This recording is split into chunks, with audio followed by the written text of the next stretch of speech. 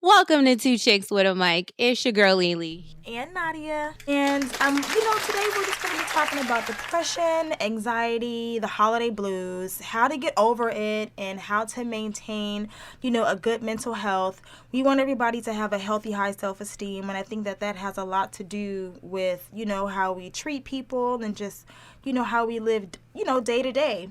Being, we are around the holidays, people get depressed. I know it's something that I struggle with. So let's just jump right into it. So today's podcast topic will be a little different from our last one.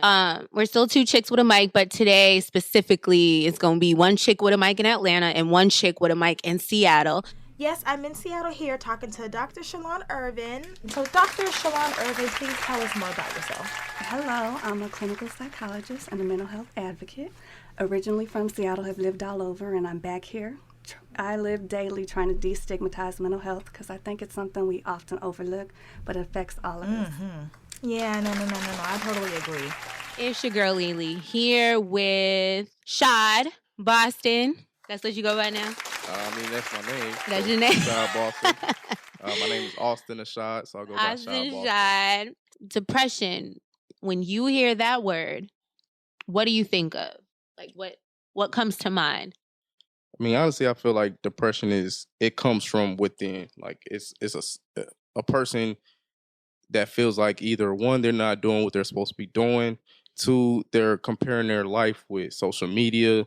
Three, they just lonely. It's so many different definitions of depression. And directions, causes of why you get depressed. True. So Absolutely. this is like a broad conversation. So it's like how to narrow something down of what's depression to you. I guess to me, like when I hear the word depression, I always think of sadness and once I was diagnosed with it at a young age, isolation.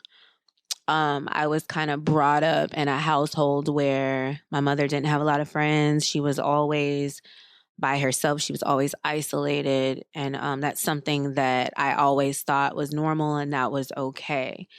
And now at 31, it's kind of depressing, which is funny to think about it. But it's like, who wants to sit at home on a beautiful day? Like today, it's gorgeous. It's beautiful outside.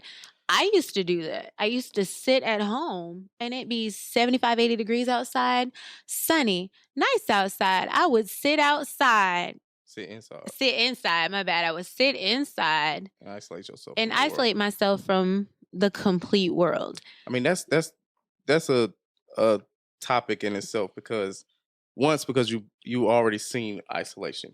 Two, a lot of people, which me in a scenario, I don't like people, but I still fuck with people. So I don't like people. You sound like me. I would be in the crib all day and not do a damn thing. That's weird because that's loneliness as well. And loneliness is like the main thing of depression, especially around this time, especially the holidays, especially your age, especially how you're supposed to technically have somebody. Absolutely. A significant other, you're supposed to have a family at this time. But that's your mindset. But I think anxiety plays a huge part into that as well because I know a lot of people, but people would probably be surprised as to how many people actually have close to me. I don't let a lot of people close to me, and you know that for knowing me for almost 7 years. There's a lot of people that want to get close to me, want to get in my personal space, but I don't they want to get in my personal space, and I don't let it get that far. Like I said, I have really bad anxiety, but it's hit me worse now in my 30s because now I have my younger siblings that would say they looked up to me. They all have families now. So I'm an auntie of 3 and all of them are younger than me and all of them have significant others. I have a best friend and she's 32. She has 3 little nieces and nephews and she's feeling the same way. So the main, your feeling is like feeling, I don't know how you feeling, but the main thing is like it's really loneliness. It's not necessarily isolation. Yeah. It's just loneliness. Well, at a certain age, I kind of got used to it because I left home when I turned 18. So after I left home, I had moved to a completely different state, which is like about 15 hours away from where I was raised. And so I had my first, airline job. And so I had low seniority. So I never got any days off for the holidays. So I became kind of accustomed to that. Now I'm at an age where it's kind of like, okay, girl, holidays are around. Like, when are you going to start a family? Like all your siblings are young. Like, So do you have friends? I mean, do you have close friends at this time? I have friends, but like I said, once again, I don't let a lot of people get close to me. I feel like sometimes I'm kind of numb to the holidays. And that makes sound weird. I love Christmas. Christmas is like my favorite. But it's like at some point you just accept it. Not everybody can afford to fly to where you are. You can't get the day off to go fly to them. All of my siblings live in completely different states. So realistically, that's not going to happen. So we just kind of got used to it in a sense. But now that I'm older, it's kind of like, okay, where's husband? Where's kids? Where's that? And I think that kind of triggers my depression a little bit. I mean, I can see that. Where you don't want to be around it. You most definitely the sense of one, being alone, the sense of one, of two, not wanting to let anybody in, and the sense of three, not caring about people. Like you it's like a safeguard where it's like a wall blocking your. Right. So what would you say triggered your depression? Like, at what point did you know, like, damn, I'm depressed? So what triggered your depression? Like, what kind of started it? Well, what started was when I lived in LA, me and my two homeboys, we got shot right in front of my apartment complex in broad day, like 5:00 in the afternoon. Oh my God. I mean, all three of us just got shot and one died. So my best friend, who I've been knowing for damn near 8 years, just got shot and dead right there. And I'm seeing him laying on the floor, just dead. Well, or losing his life, and found out he died later on. So that pretty much started this little whole quote unquote depression thing. And another thing is this feeling like I'm not doing what I'm supposed to be doing. Like as far as my career wise, or as far as my talent wise, or stuff like that. Like I feel like a lot of people don't believe in themselves enough to do what they're truly meant to be doing. Right. So that's the main thing that really started my quote unquote depression, and the feeling of not doing what you're supposed to be doing at the time. That's very traumatic. Mine isn't quite to that extent, but I will say I was raised in a predominantly white area. And, I always was a little thicker. I was goofy. I wasn't in sports. I'm sorry. I was in like speech, and, I was in anything that had to do with the arts. I was that person. And so, when you're the black girl and my mom's from Chicago and you talk different, you listen to different music, that doesn't really fit into the demographic of North Dakota. So, North Dakota. Boys didn't like me. Boys wasn't looking my way. How did you find North Dakota? That's another story. But yeah, so I mean, that's pretty much what it is. So that started young. So I moved there when I was maybe like 3 or 4. And so, my grandparents, very prominent African-American people in the whole state, I had to almost hide behind that. People didn't even know who my grandparents were, who my grandfather was, or what he did. And we had to keep it like that. But, long story short, dudes wasn't checking for me. The black dudes that came up there that played sports, I was too fat for them. I was too goofy. I was too whatever. And so when you grow up with that mindset where, nobody really liked you, you just you don't like yourself. So I was never a size 2. I had, my tits were bigger, my thighs were bigger, and these girls were size 0 with blonde hair. My hair was poofy. It was a lot of different things. My lips were big. I always used to get made fun of because of my lips. And it's so funny now seeing this generation, because all these white girls want these thick thighs. They love this curly, thick hair, and they love the hips. The things that I was once made fun of is what's praised in this generation, and that is what's so funny. But this generation is definitely a whole different ball game. I think I'm 25 years old, so I think I'm a part of this generation. You are, and I'm a little older than you. I think the most significant thing about this generation is social media. Absolutely. And then a lot of depression start when you have social media and you're comparing yourself to these people that you see on Instagram that post Yeah, these pics, and you're absolutely. trying to emulate something that's not even, true itself. As far as you looking at somebody's picture, they take a picture and you don't know they have they mattress on the floor, but yet they posting a picture with the background of, holding stacks of money and stuff like that. Yeah. So it's like, it's definitely, especially around this time of holidays and stuff like that, people posting pictures with shoes and backgrounds and traveling around the world. It's a Yeah. lot of that is the main thing, where you're trying to emulate something that is not your life. You're trying to see the other side of the grass, and that's the cliche that shit ain't always greener on the other side. And you're just trying to imitate something and trying to look up to something. And when you look up to something, that makes your life seem like it ain't shit. It's And sad, that's but the main thing of because depression. my opinion is gonna be different because I'm a little bit older than you. When I was, in college and high school and stuff like that, we didn't have social media, Mm-hmm. so it was solely on if Face you were to cool. face. Yeah, It I was was always like the home girl. That's always what I was.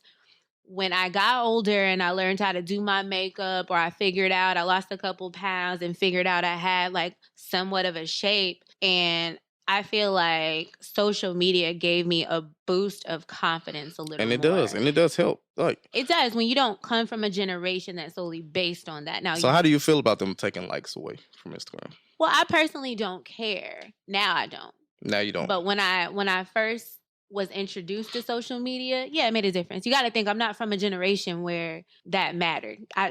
Really, I could care less about it because most of the time I post what I post, and people be nosy on there most times, and I post what I post because I know people are nosy, and that ain't got nothing to do with me.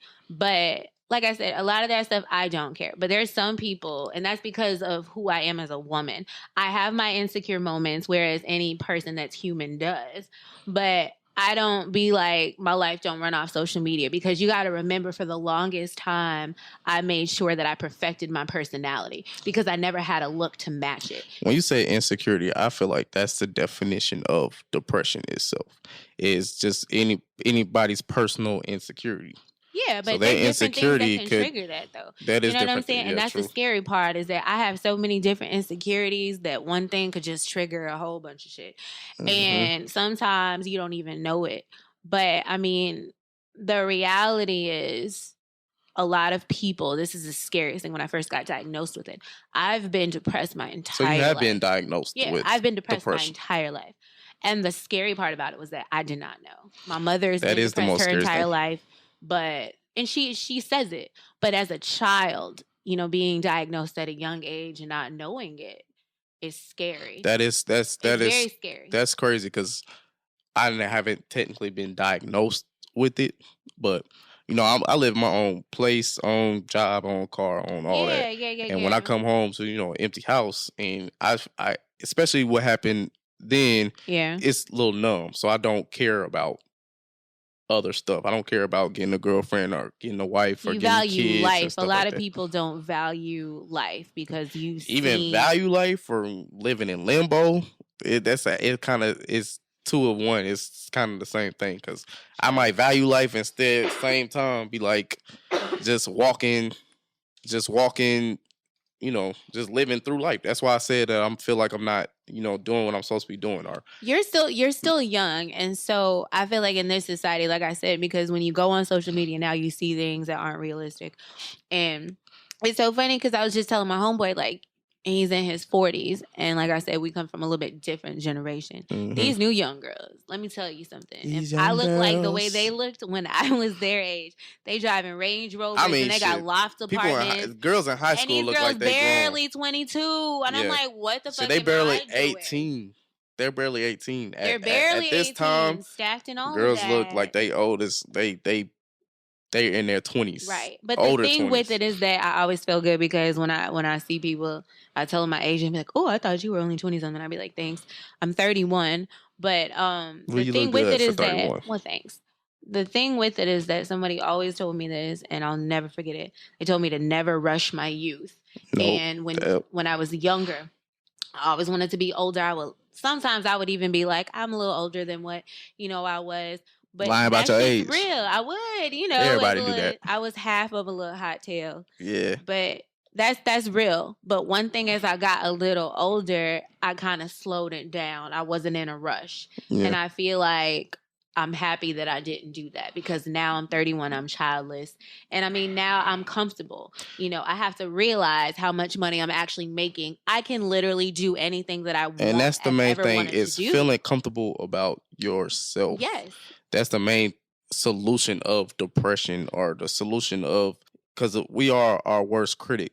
So if you criticize yourself, I mean, I'm saying yourself can build yourself down. Or right. How did I say? Yourself can put yourself down. True. When other people around you and outside of your circle can look at you like, damn, I'm looking up to you. You know what I'm saying? You comparing yourself to something, or you putting yourself down because of this situation. Meanwhile, people outside is looking at you like, I want to be at that situation. I want to be there. So I feel like you have to be comfortable with yourself. You have to be comfortable with your life, living, the way you're living, what the area you are, the situation you're in, the job you have, the people in your life right now. You have to accept that and accept what's going on. True. Be comfortable with it. True. Comfortable is a solution of depression, I feel like. Well, some people haven't, some people are spoiled, and you're right. Some people get very comfortable in certain, you know what I'm saying? And I get that. When I first moved to Atlanta, I couldn't find a job. Like, I was jobless. And so, like, nobody was trying to... Atlanta to North Dakota? When I moved from a small town close to Chicago to here. But at the time, like, I couldn't find nothing. The only thing available was, like, videos and stuff like that. And I was like, I went to, like, college. Like, videos, I went to school. Yeah, like, available? Video girls.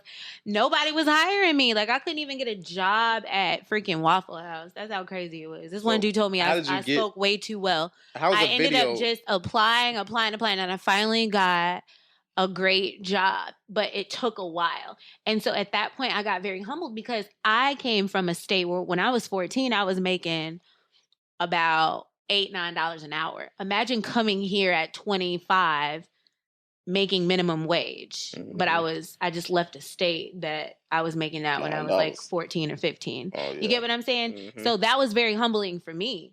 Mm-hmm. And after I got that, I was like, all right, cool. But, that made me depressed for a long time. And after I started getting a little bit of money, like, it changed. But I feel like you have got to experience some downfalls when it comes to stuff like that. That's kind of what makes you humble, is you seeing that other damn side. Shit, I wasn't making no damn money. I started this little job and I was making $7.25. Then I had to drive 45 minutes just to get there. And my little checks was like maybe $113 at the most. And so I wasn't used to that. Mm-hmm. That's kind of what humbled me. But even then, what I've noticed, even now at 31, I have everything I could have ever asked for. Literally. Mm-hmm. I've almost been to every country I've ever asked for. Yeah, I mean, you could do it. I look the way that I only could have imagined back in the day that I could have maybe looked now. Mm-hmm. I can afford to do whatever it is I want to do. And yet I still feel like there's something missing. Yeah, I still get numbness. Depressed. It's like a hole, like a gap. It is a hole, and it's like where do you fill the gap? How do I fix it? So I started noticing like little patterns and shit. Like, it'd be nice as hell outside, and my friends would be like, "Hey, let's go do this," and I'd be like, "No, I'm cool." And then the whole day would pass, and I would be on the couch with food and TV with my blinds closed. Yeah, that's crazy because I have night curtains. The motherfuckers is black curtains. Blackout curtains, so it'll block out the sun and shit like that. So I thought about getting some of them. You don't, because them is the devil. Like, they will keep you in the room forever. Yeah, it's not healthy. It's not healthy. People think that. I mean, it's cool if you don't fuck with a lot of people or whatever. And I don't like going out. People. I feel like I don't like going out. That's a whole different thing. Like, people like my homies be like, "Yo, come on, let's go out." Da, da, da. I'm like, "Nah, I'm good. I'm good." But that there is a point where you just not wanting to fuck with a lot of people turns into depression. It's definitely depression, and I definitely will admit that. Like, shit, I definitely would admit that I don't, like you said, your friends and stuff like that. Mm-hmm. I don't let friends get close to me, and I will cut you off quick as fuck. Yeah. If you do the slightest thing, I will block your ass. That's the type of cutoff I'm talking about. You just sound petty, but yeah, okay. I mean, it ain't pettiness. It's just like if you do some shit that I don't like, if you just do some shit that I'm not gonna like.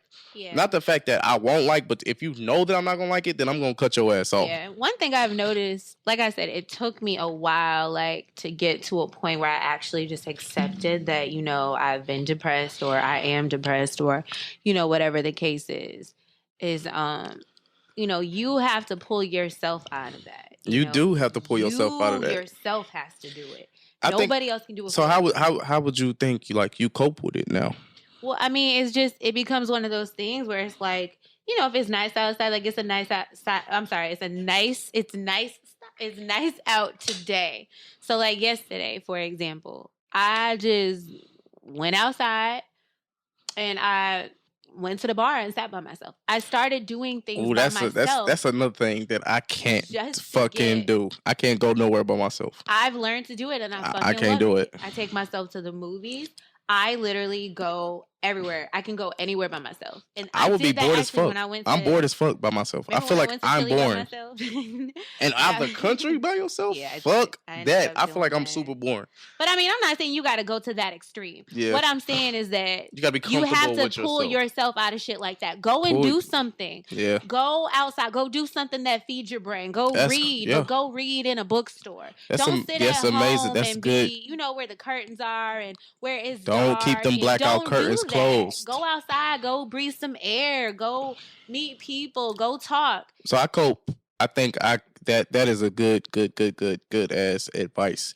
If you are feeling depressed, if you are feeling down, if you are feeling that you don't feel like you're wanted, go out and want yourself. Go out and enjoy the sun. Go out and enjoy that restaurant that you've been wanting to go to, that movie that you've been wanting to go to see, that book that you've been wanting to read. Go out and do it yourself. Don't depend on what situation you're in, or don't depend on somebody that's not there at that time, and don't depend on somebody that you don't have, because at this time you feeling lonely. Yeah. You feel like you don't have nobody. Yeah. Don't do that. Do what you want to do on yourself, on your own. Yeah. And then once you get comfortable with yourself, and when you get comfortable in doing the things that you do, that's when you will meet somebody for you. And that's the coping. Yeah, that's the coping strategy. That's the coping motherfucking magic. True. Well, do. So my thing is, like, I will make a bomb ass song. Like, I can make bars, I can make anything, and that's my coping mechanism. Whether if I don't go outside, I'll stay inside and then write a whole fucking rap and be blocked out on the rest of the world and shit like that. So that's a mechanism for that. So if you have a talent out there, or if you have something that you're passionate about, you know, saying making clothes or designing stuff, that's a focus that will focus you on something productive instead of focusing on something that brings you down even more. Yeah. Or worrying about something that's irrelevant, or just overthinking some shit. So basically, it's just you want to make sure that you're active and just doing something that can take your mind off of being depressed. And you know, because depression is just a thought. Depression is just a mindset that you put yourself in. Yep.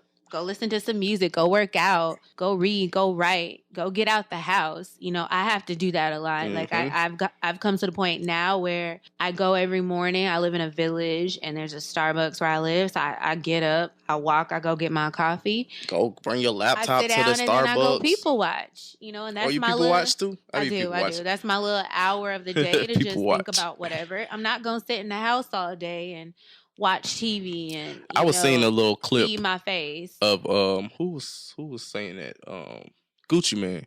He was saying that, like, he has to go out every day, because if you sitting inside, you're not accomplishing nothing. You have to. You're not accomplishing a damn thing. So when you go out and when you actually just do, if it don't matter if you just going down the street, walking to the gas station and just walk back. You don't have to get nothing in that gas station. But walking, you also have to remember some people struggle with anxiety too. So I mean, it's just a lot of different. Yeah, that helps on anxiety as well. Like, you're not gonna cure something that you feared of by being in the house and staying inside and just staying to yourself. True. The cure is to fix it. Just like when your bones hurt and you have to stretch it, you have to work it out, and it hurts at the time, but at a certain time after that, it's good. Yeah.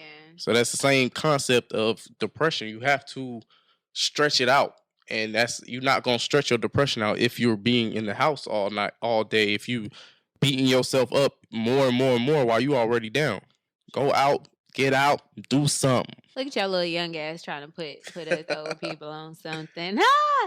Put your old people on something that's already. Put the old people on something. Well, thank you, Shaad, for this little portion of the show. I appreciate you. No doubt. I'm happy we got a perspective from I appreciate your you. generation, your age. Absolutely.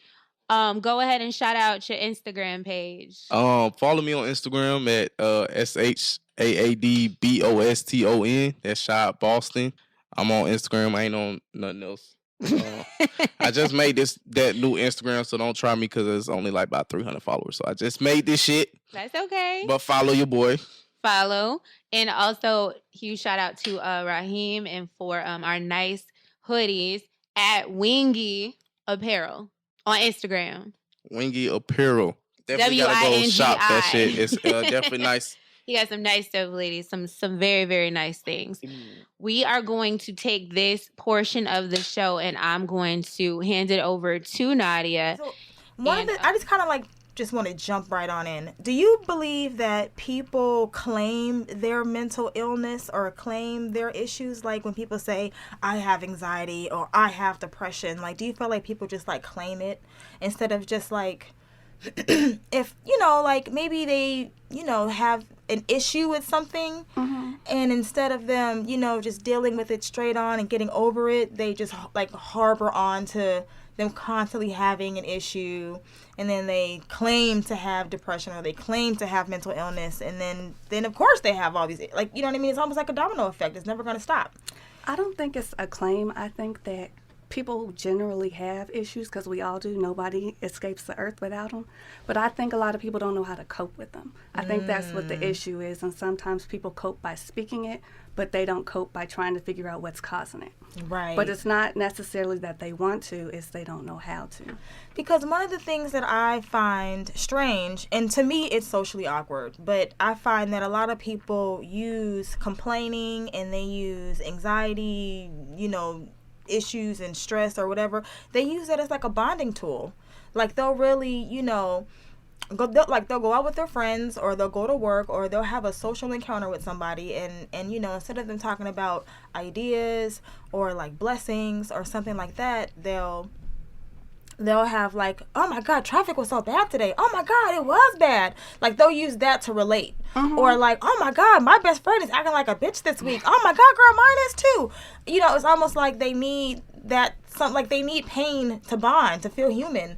And instead of them, I just want to, I kind of wish we could change the narrative as far as how we talk to each other and then what we say to our own selves. So that way that, we're not just walking around here being depressed and having anxiety and right? Am I thinking wrong, or how does that work? Pain is a connecting tool. Emotions are a way we connect, but a lot of people are not in touch with their emotions, so it comes out in that way, and that's how they connect. Because miserable company doesn't just love company, it loves other miserable company. So oftentimes when people are hurt, they want someone else to relate to their hurt with them. Yeah. So that's their way of connecting because they don't know how to cope and overcome. And we live in a society that wants us to say, everything's happy all the time. It's not. And I think that toxic positivity is also hurting us. Because what is toxic positivity? Break that down. Toxic positivity is this feeling that we always have to be happy, that everything has to be joyful. I think I have that. I be trying to make people happy all the time. Maybe I'm toxic. Hold up. It's only toxic when it allows you to ignore the negative things that are going on in life. Okay. Our emotions are meant to connect us to the world and our environment and to our inner being. So when we ignore our emotions, we're ignoring signals that are telling us if we're in alignment with our environment. Okay, and alignment is very important. And the tongue is very powerful, yes. right? And the way we think is basically the foundation for what we attract. Do we not agree with that? Yes, that is absolutely true. The mind, body, spirit are all one, and we've lived life trying to separate the two.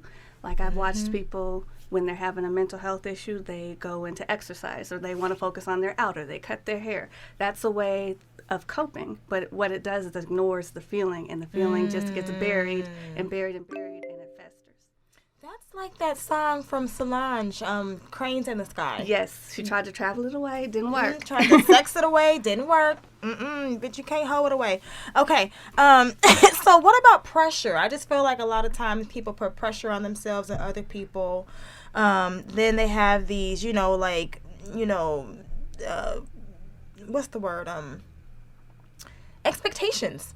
Expectations are the root and then they get depressed and upset because something didn't go their way. Then they're like, ugh, another thing, or another person, or another situation. Excuse me, I have a little cold here. I got a little but in actuality, I just feel like it's not really. I feel like, okay, I don't want to sound too positive. I know I always sound all positive and stuff, but once I discovered that rejection is just redirection, and it's not about me, it's about other people, and they should be happy with whatever they want, and it's okay if they don't want me or my services for whatever reason. Then there's, I don't know, you know what I mean? Like, there's just ways of thinking about it, and it's about perspective. It is about perspective, but it also is about the individual and their history, their past, their traumas, and their self-esteem. If you don't have high self-esteem, a rejection can take you further down to a place where you don't feel worthy. So it is going to look different for everybody because everyone has different triggers. So something may bother one person and not bother another because it ties into whatever their history is. So it's good to be able to move forward, but what I see a lot of people do is move forward without feeling the feeling. When you don't feel the feeling, that feeling follows you. And oftentimes it turns into anger, and what I see with depression is that anger turned inward. Yeah. Oh my God, you just said so much stuff, and I just want to touch on all of it. Okay, so wait a minute. People aren't dealing with their emotions. How can people deal with their emotions? Like what are some tools for them to really deal with their emotions? Maybe it's in real time. If something's bothering you in real time, just say it in real time. Not everybody has that opportunity. Or the courage, right? Or the courage or the wherewithal to know. So there's depression is such a complex topic, but we always throw it out there when we think of sadness. There's several different types of depression, and that's what makes it hard to find the fix because it depends on what kind it is. You have epigenetic, and that's passed down depression through genes. You have hormonal depression, where there's an imbalance with your hormones because our hormones are what tell us how to feel. There is seasonal depression, so a lot of people here in Seattle feel that because it gets dark real early or the holidays bring up things. There also is situational depression, like a breakup or losing a job. So depending on the type of depression. Or drugs. People be on liquor. It's called spirits. Liquor is spirits, and oftentimes liquor is a coping tool. It's not always the best coping tool, but it is a coping tool. Right. So whenever I'm working with someone who has the spirits, you have to figure out why they're doing it before you remove it, because you can cause more issues, because we all have coping tools. They're just not all healthy. Right. Oh my goodness gracious. So what about doing things? Okay, so Shaad had talked about dating yourself, or taking yourself out, and and I think Leelo was also talking about that too, just dating yourself, taking yourself out, even if you're I think Leelo was saying she goes to Starbucks and she just people watches, but she's not going to sit in the house all day, maybe just being active and fresh air. Being active definitely helps. It helps exercise help jumpstart your hormones, because it's the hormones that tell you what you're feeling and how to feel. So forcing yourself to get out even when you don't want to, because the more you stay in, the more you have time to think, the more the depressive symptoms can come. But I won't say that staying and having alone time is a bad thing, because I think it's all a balance. I think we also live in a society where everybody's running. So they're keeping themselves busy. And social media, and blah, blah, blah. So they're filling themselves with everybody else's emotions and not dealing with their own. So you have to really make sure that you're not running and that you're coping. There's a slight difference. Right. And what about projecting? I feel like a lot of people project. Oh, yes. Like, the whole thing is about projecting, and you can project positive energy or you can project negative energy. And one of the things that I'm really big on is trying to project positive energy and trying to do things with the right, and also everything is about intention, right? I feel like things will go your way if you have good intentions.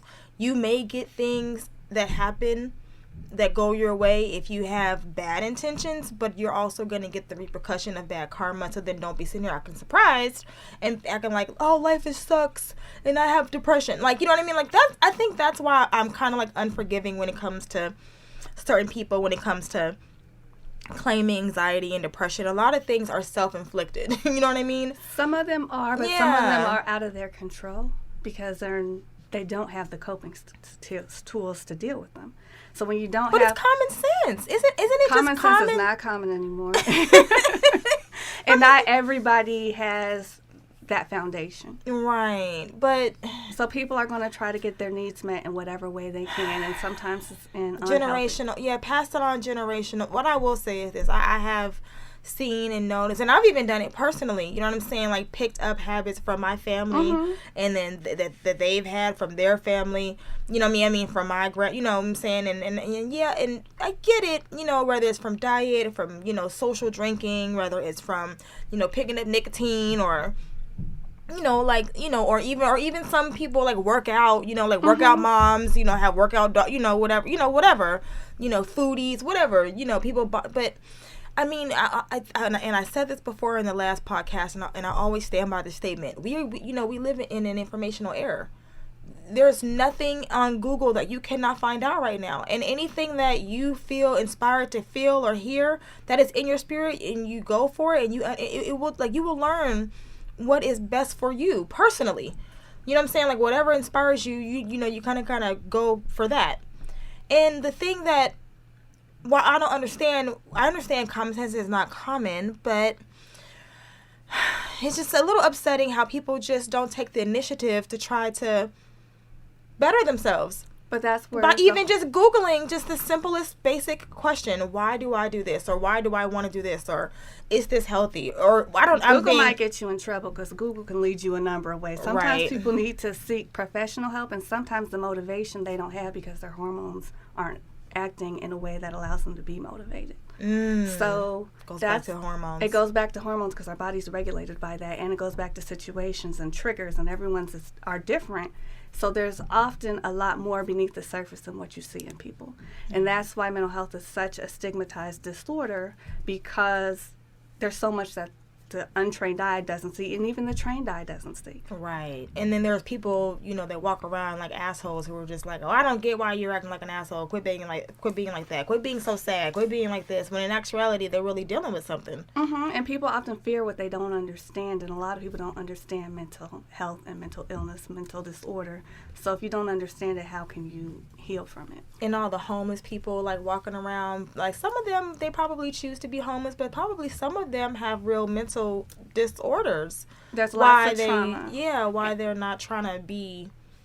And systemic. People can't afford to live. Yeah. That creates a whole different issue, so that brings up some of the situational depression. Ooh, money. And then you have anxiety, because anxiety and depression, they share a lot of the same symptoms. And the holidays are here, so let's talk about money and the holidays, and just how it can affect people, how it does affect people, and let's, you know, like, what are some tools to get through it? Because well, I always hear, you know, since Thanksgiving has passed, it's the most wonderful time of the year. It is not the most wonderful time of year for some people. If you if you don't have family, you've lost loved ones, you feel isolated, you don't necessarily have the means to spend, because holidays are expensive. Right. They cost money, and there's expectation that goes with it. So how do you deal with that expectation when you can't meet it? Right. But just let it go. Like there's a book called The Art of Not Giving a Fuck. You know what I mean? If you can't control it and you're doing the best you can, why put pressure on yourself to, you know what I'm saying, to be something, and really to compare yourself to other things. This is your life, your path, your kids, your money, your situation, your love, your gift. You know what I mean? Like that's the what I'm trying to say. Like, why can't people just be like, okay, well, that person was able to do it, but oh well, I mean, not to say don't be ambitious. I'm not saying that. I'm just saying, like, take the pressure out of it. You know? We're not socialized to do that. Like, if you look society at what society puts, it's all these ads to buy this, buy that, put lights up. Electricity is expensive. Yeah, even buy stuff food, like that. buy this person this. Be happy, and if you're not feeling it, you're having to fake it. So what you're comparing yourself to is other people's masks. You don't get to see their reality.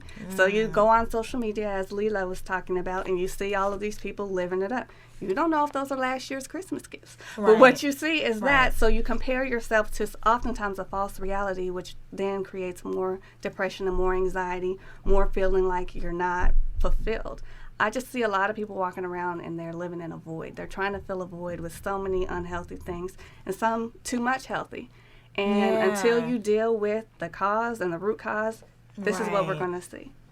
So hurt people hurt people. Hurt people hurt people. And hurt children can sometimes turn into hurt adults. Oh, yes. I see adults as just a grown-up child. Right. They're just an older child. Right. Age does not make you wise. Age does not heal pain. Even a 60-year-old can be... Oh, yes. Because a lot of people have not coped. And when you don't cope, it follows you. So you can be a 90-year-old still dealing with the same pain from when you're 3 years old. But then there's people that, like I'll say, like even me, like I'm one of those, okay, I'll say, as two things I want to say here. I will easily tell someone, well, look at Oprah. I mean, she did it. She's fine. And I mean, of course, I'm out from the outside looking in, assuming she's fine. Right. But results matter. Results, her result is that she overcame all of her obstacles. She made her obstacles, plain as day. We know she was molested or raped or whatever. She had the pregnancy. We know she was fired. Like, you know what I mean? Like, so we know about her little obstacles, and she still prevailed. She prevailed, but how do you define success? Right. Everyone's success is going to look different. So it's not always monetary. It's not always success. Because I've seen many even people, happiness, though. Like, she seems happy, or she seems... But a lot of people seem happy, and I'm not saying she's not happy. Right. But you never know, and you never know what her journey was to get what there. What her insecurities are. Or what the journey was to get to where she is. So oftentimes that's where the danger comes, is we see someone else's destination and we don't know their journey. And when you don't know their journey, you can't compare your life in its journey state to their destination. Or even try to consult them and say, well, get it together. You know what I'm saying? Because we don't know their journey. We don't know their journey. So oftentimes we think we're helping when we tell somebody just get over it. We don't know what they need to get over. Right. And we shouldn't get over something. We should get through something. And going through something is scary. And that's what a lot of people run from, is those emotions, because they can be piercing, they can be hurt. And people don't want to be hurt, so they run. Right. But then they bring that energy, just like you're talking about the negative people. People who operate in that way have an unmet need that they're looking for somebody to fulfill. Because there's some people that were dragged up. They were not raised up. They weren't loved up. They was dragged up. And they bringing that out. Okay. Living off of survival. So, right. So, one of the things I did also wanted to touch on is, like, Leelo, she talked about her insecurities growing up. And, me, I have a completely different outlook. I had a completely different outlook on life when I was growing up. I wasn't insecure. You knew me when I was a kid. You were not insecure. Well, outwardly, I can't say what was going on the inside, but I would not guess that. But on the inside, I wasn't. I was never insecure. I never had anxiety issues when it came to self-esteem or like other people or really anything like that. Like, I never really had. I always had a healthy, high self-esteem. And so I think that with that traveling with me as an adult, that saying practice makes perfect. Well, I've been doing, having this type of attitude for a very long time for people who have not had that attitude, where they are just now realizing, hey, I'm beautiful, or hey, I'm smart, or hey, I'm, worthy, or whatever, whatever it took them. There are some people in relationships that finally got out, or there are some people there are some people like me. I don't want to keep saying like me, but there are some people that have really never had bad relationships. You know what I mean? That have never really been abused, that can't relate to. So I say all that to say, it's like, as adults, mid 30s, late 20s, early 40s, when you get into those peer of people, you can really tell the people that is just now starting to value themselves or just now starting to love themselves versus the people that have already been doing it. I don't think you can tell. It goes back to that statement I made about people wearing masks. Sometimes they wear masks and you're comparing yourself to where they are now. And also, self-esteem isn't like continual. There's going to be dips in it. Some people may have had high self-esteem growing up, and then got older and their self-esteem is lower. So it can always fluctuate and change. Because maybe situations like accidents or trauma or weight gain, because that comes up with the holidays, or comments that people have made, or changes in structure of who they are. Like, all of those things shift. So self-esteem is something that's always going to go up and down. Okay. It's the pressure that we put on people and each other. Expectations create a lot of depression. They create a lot of anxiety because we think we should be somewhere that we're not.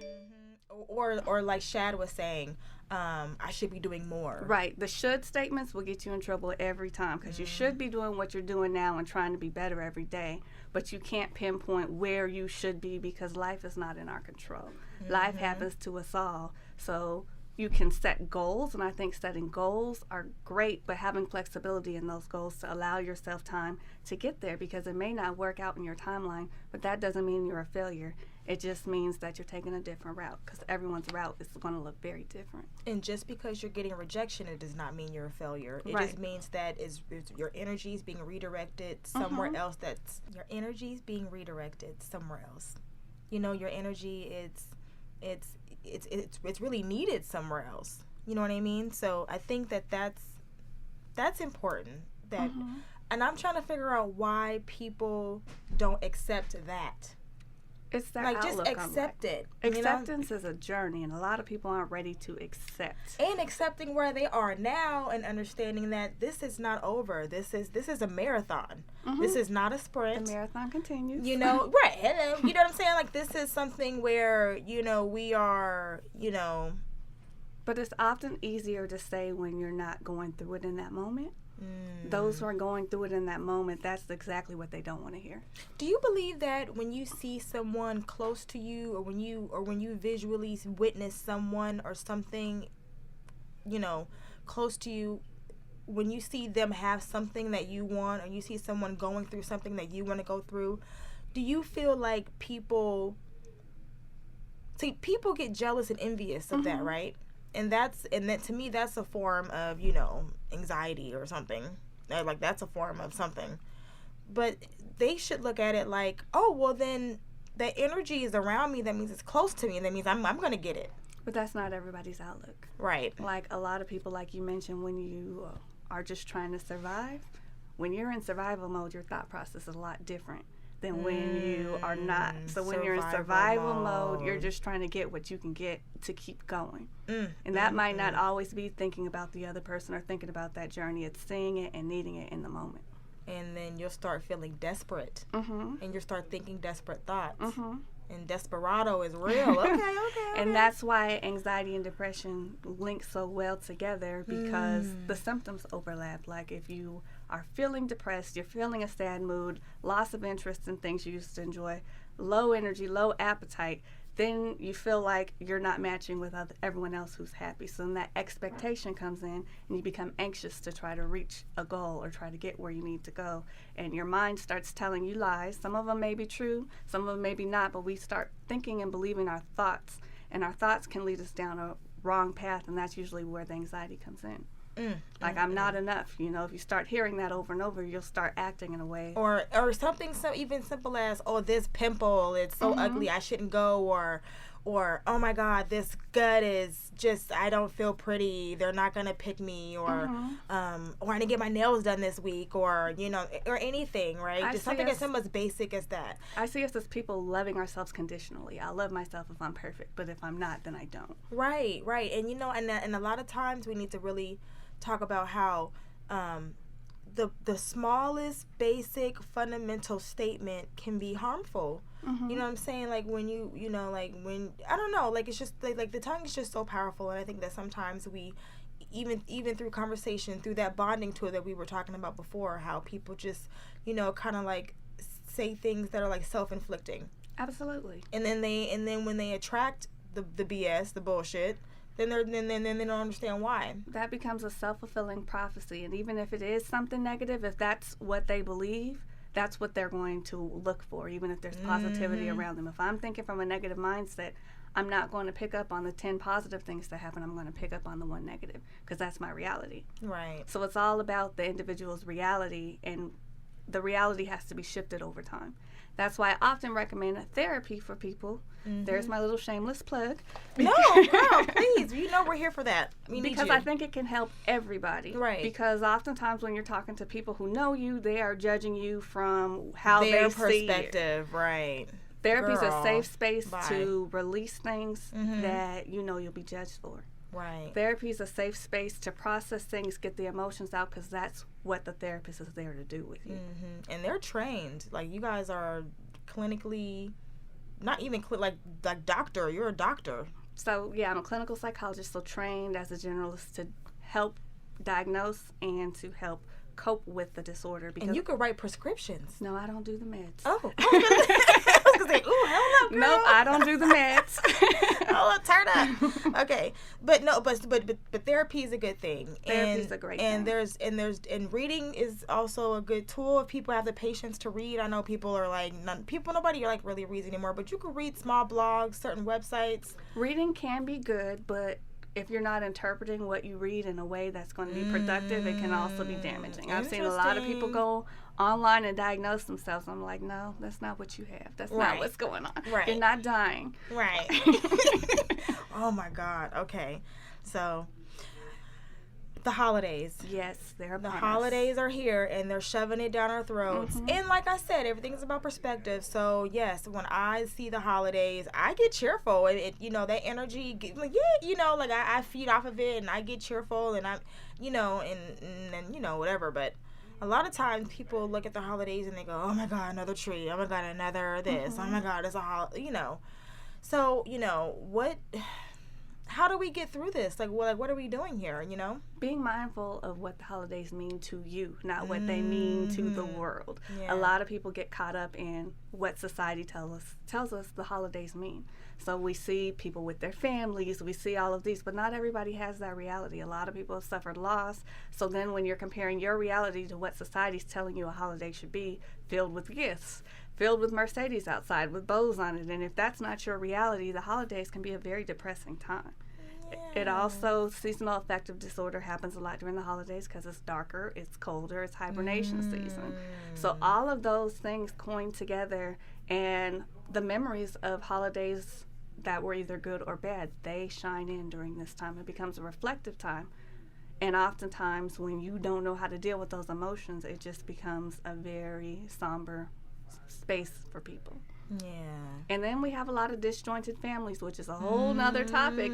A lot of toxic relationships that come into play. So the holidays, although the positives are people come together, there's also it's supposed negatives. to be giving, and it's supposed to be charity, and it's supposed to be love, and it's supposed to be, you know, warmth, and, you know, it's good supposed food. to be, but that's not everybody's reality, and that's where we get caught up. And so my crusader self was like, well, how do we make it their reality? Like, how do we? And I know it's not up to me to make someone else do anything. That I know. I can't control the people. And I also know that if you want to change the world, you look in the mirror, like Michael Jackson said. You want to make a world a better place. Take a look at yourself and then make a change. So I get that part. But there has to be something that there has to be something that we can say to the people to where they can just hear it and and it resonates. Like, is there like a? I would say it's okay to not be okay. Because that goes back to that toxic positivity. Like, if I'm not okay, I don't want to fake like I'm okay. But I think people need to be in touch with it being okay to not be okay. It being okay to not feel like the holidays one year, but not staying stuck there. Recognizing. And not projecting, because I feel like, this is my whole thing, right? If you go outside and you are not together, take your ass back in no, seriously. If you have no, I mean, I think that we'd have a whole better society if you are feeling like you said, if you're going through your emotions and you're mapping out how you're feeling and you're expressing yourselves, do that shit indoors in your room, in your own comfort zone. Don't go outside trying to walk to Starbucks and trying to walk to TJ Maxx and try to go to work and try to go through traffic and you're pissed. Because that's BS. Like, I don't want, how does that work? Well, then we would live in a false reality because a lot of people have to still live their day-to-day life. Have to live their day-to-day life, and they've been depressed, locked up in their home, and they're like, let me try to get out of it. But the thing is, when you've been depressed for a long time, it's not just a snap of the finger. It takes time to reacclimate. So that may mean stepping outside in a bad mood and working through that attitude, being able to be around people again, and that takes a transition. So oftentimes people are in transition, and they need that space just to be. Even if they're in a bad mood, you just say, I'm sorry you're in a bad mood, but your responsibility if someone's in a bad mood is to know how much you're going to take in and what you're not going to take in. Right. It's not to tell them to be in a better mood. Right. And it's not just mind over matter. It's not because there's hormones. And the hormones take time, and that's why oftentimes antidepressants, they help start the hormones back to where they need to be so that you can feel happy. Right. So everybody is going to look a little different, and their hormones and their structure is different, and their traumas are different. And that's why there's different types of drugs and and different type of people. So what kind of drugs is it? Like, what's going on with the drugs? Like legal or both? No, seriously, like antidepressant. I hear that all the time. I'm taking an antidepressant. Like what is that? There's different kinds of antidepressants. Now, I'm not a psychiatrist, but I can speak to it. And some of them just work with your hormones and either uptake more or stop the hormone from producing so that you can balance out. It depends on where you are. If you're producing too much or too little or not enough, the medication helps balance you out. Right. Oh my gosh. But then other things can help do that too, like exercise over time. Food? What about food? Food, but that can be an addiction too. So you want to do everything in moderation. Right. And then there's some things that are legal, such as alcohol, marijuana, but too much of that can also do the opposite and lead. And sex, people use sex. What about orgasms? Can't you just orgasm your happiness away? You can't orgasm your happiness away. You can't sex anything away. You cannot pill I always anything get happy away. when I bust a nut. You can't do those. But it's temporary if you have not felt what's causing it. That's just like putting a Band-Aid over a big gash. It doesn't work. Oh, man. So what I would like to leave people with for the holiday season is just to being okay with where they are, but not being stuck in where they are, not allowing it to define them. Maybe that means creating new memories. Maybe that means taking a break from family. Maybe that means giving in when you don't feel like giving, but really evaluating where you are and taking in that emotion and thinking about it before you act on it. Yeah. And what about changing your behavior, just maybe one small change a little bit, a day can really, or adding one little small change a day, that can really shift. That really can. It can shift, but that intent and purpose has to be there. You have to know why you're doing it. Because if you don't, you're just going to be trying things that don't work, and you're going to feel more like a failure. That's why sometimes you need that guidance and the intent. So what's so if somebody wanted to book you or anything, how do they do that? What are we doing here? How do we find you? You can go to my website, drchalon.com, and there is a link. It tells you about my services and my booking. I also have joined the social media world, even though I fought against it recently.